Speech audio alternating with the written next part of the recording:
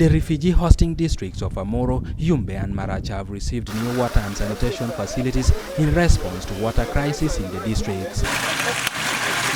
The multibillion facilities were handed over to Northern Umbrella for Water and Sanitation by the State Minister for Water. To serve our people. His Excellency said that by 2030 we should be able to give a water source per village. But for us, if we can get money, we can give even before. The 4 facilities included pipe water supply system and sanitation facilities constructed in Amuru and Maracha districts and a fecal slug treatment facility in Yumbe district. We have a mixing chamber as the first point where we shall deposit it. Then if it's too thick, water will be added to make it more liquid or semi-solid, and then it will be allowed to flow from there to the planted drying bed. The Deputy Cow Yumbe Cox Mpebwa says the plant will relieve the town councils of a huge burden dealing with the waste. Yumbe is one of the districts with the highest number of refugees in Africa. That means we will require 2 billion because this project has taken 2 billion. It is the second biggest refugee camp in the world. Why shouldn't other donors come and give a supplementary budget to effectively manage? The projects were supported by the German government through KfW. And this is also why we consider it so important to assist our partner countries in tackling the challenges they face in their refugee responses.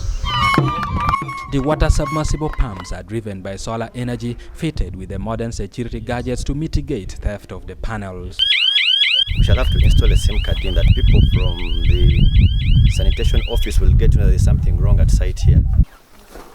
Northern Umbrella for Water and Sanitation is to ensure smooth operation and maintenance of all the facilities. At the handover, State Minister for Water warned them against overcharging. They should not buy a jelly can more than 50 shillings, Uganda shillings, because we found it elsewhere. Locals and area leaders applauded government for the intervention, saying this will go a long way in solving the water crisis in the communities. Before, we were having a lot of problems. We were drinking dirty water. So during the season, when people will fight about water, we don't say I'm the first, we don't say I'm the first. The next, what you? Clara Idawa, a restaurant owner in Okokoro Maracha district, says before the public stand post, water was at 500 shillings per jerrycan, and currently a jerrycan is sold at 50 shillings. The story is not any different in Ilego Town Council in Amuru district, where most communities relied majorly on wells and unsafe sources before the project.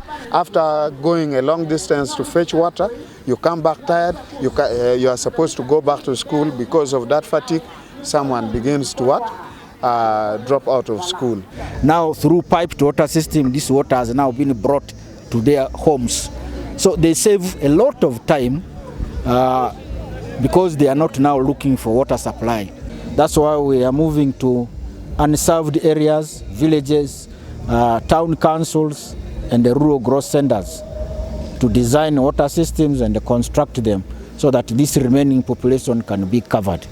According to the Ministry of Water and Environment, safe water coverage in the urban centers stand at 72%. Engineer Richard Matua said the 28% unserved communities will be taken care of in phases. Ediolwa, UBC News.